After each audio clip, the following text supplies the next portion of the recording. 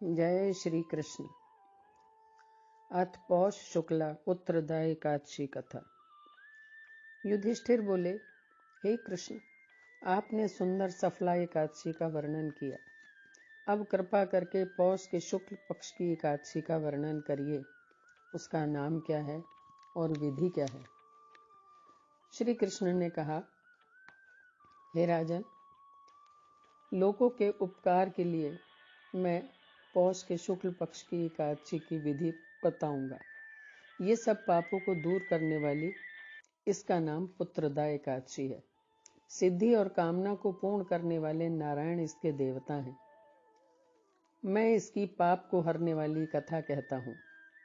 भद्रावती नाम की एक पुरी थी, जिसमें सुकेतु नाम का एक राजा था और उसकी पत्नी का नाम था शैव्या। उस राजा के कोई पुत्र नहीं था। बहुत दिनों तक राजा चिंतन में लगा रहा, परंतु पुत्र नहीं हुआ। उस राजा को राज्य और पुर में कहीं भी सुख नहीं मिलता था। अपनी रानी के साथ प्रतिदिन दुखी रहता था। वो दोनों राजा रानी चिंता और शोक में डूबे रहते थे। मन में निराश हो गया और उसे ही लगता था कि पुत्रहीन मनुष्य का जन्म निष्फल है। बिना पुत्र के घर सूना है। जिनके घर में पुत्र हैं, उन्हीं का इस लोक में यश होता है, परलोक में गति होती है। जिन पुण्यात्माओं को सैकड़ों जन्म का पुण्य होता है, उनके ही पुत्र और पौत्र होते हैं। पुण्य और भगवान की भक्ति के बिना धन और विद्या नहीं मिलती, ये मेरा सिद्धांत है। इस प्रकार राजा दिन रात चिंता में मग्न रहता था। एक दिन उसके मन में आत्महत्या का विचार आ गया, किंतु उसने ये सोचा कि परलोक में दुर्गति हो जाएगी। इसने ये विचार छोड़ दिया। लेकिन संतान के अभाव से परेशान होकर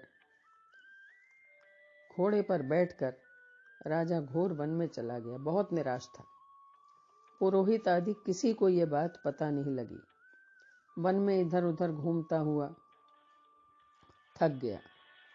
चिंता करने लगा कि मैंने ऐसा कौन सा बुरा काम किया है, कौन सा ऐसा पाप किया है। मैंने यज्ञ और पूजा से देवताओं को संतुष्ट किया है। ये सब करने पर भी मुझको ऐसा कठिन दुख क्यों मिला? इस प्रकार सोचता हुआ वन में आगे चला जा रहा था, तो उसने एक सुंदर सरोवर देखा। उस सरोवर के पास बहुत से मुनियों के आश्रम थे। राजा का दाहिना नेत्र और दाहिना हाथ फड़कने लगा, तो उसको ये लगा कि ये शुभ सूचक है। राजा ने वहां बैठे मुनियों को अलग अलग दंडवत किया। वे मुनीश्वर भी प्रसन्न होकर बोले, हे राजन, आपकी क्या इच्छा है, बताइए। राजा बोले, हे तपस्वियों, आप कौन हैं और आपका क्या नाम है? आप यहाँ किस लिए आए हैं? मुनि बोले, हम विश्व देवा हैं और स्नान करने के लिए यहाँ आए हैं।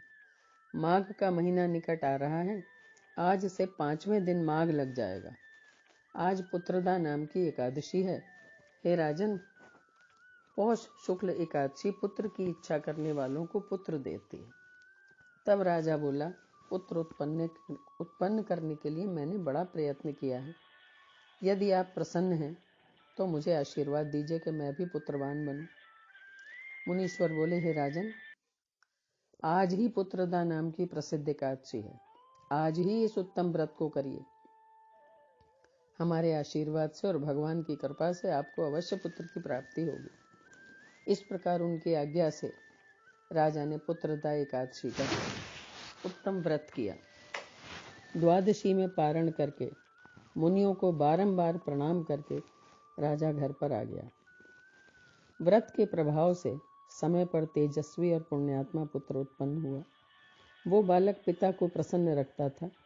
फिर वो गद्दी पर बैठकर प्रजा का पालन करने लगा। इसलिए पुत्रदा एकादशी का व्रत करना चाहिए। इस पुत्रदा एकादशी का व्रत जो भी करता है, वो मनुष्य इस लोक में पुत्र को प्राप्त कर मरने पर स्वर्ग को जाता है और उसको सद्गति प्राप्त होती है।